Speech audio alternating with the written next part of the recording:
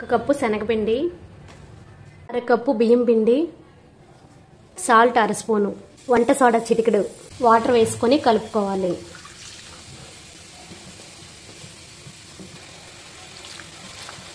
ఇలా ఉండలు లేకుండా కలుపుకోవాలి. ఆయిల్ అయితే వేడెక్కింది. ఇప్పుడు ఒక గరిటతో ఈ పిండిని తీసుకొని ఈ బూందీ గరిటలో వేసుకొని బూందీని వేసుకునేటప్పుడు కళాయికి సరిపడినంత 1 గరిటె పిండి మాత్రమే వేసుకోవాలి. ఎక్కువ వేసుకుంటే బూందీలంతా ముద్ద ముద్దగా అయితే వచ్చేస్తాయి. బూందీ వేగించేటప్పుడు స్టవ్ని సిమ్లో పెట్టుకొని ఇలా ఫ్రై చేసుకొని టిష్యూ వేసిన ప్లేట్లోకి అయితే తీసుకోవాలి.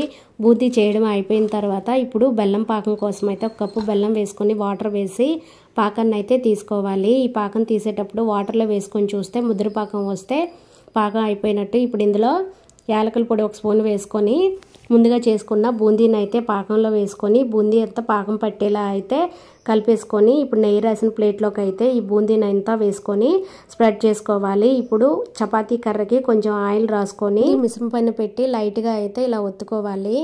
ఎక్కువ ఒత్తుకుంటే బూందీ అయితే విరిగిపోతుంది. ఇది గోరువెచ్చగా ఉన్నప్పుడు చాకుతో అయితే ముక్కల్లా అయితే కట్ చేసుకోవాలి. మనకు నచ్చిన షేప్లో అయితే కట్ చేసుకోవచ్చు. ఇది పూర్తిగా చల్లారిన తర్వాత ముక్కలుగా తీసుకోవాలి. అంతే అండి, బూందీ మిఠాయి అచ్చు అయితే అయిపోయిందండి. చాలా బాగా వచ్చింది. మా పాపకి ఈ బూందీ మిఠాయి అచ్చు అంటే చాలా ఇష్టం అండి. ఇంక మా పాప అడిగిన వెంటనే చేసి పెట్టి అయితే ఇచ్చాను. చాలా ఇష్టంగా అయితే తింటుంది.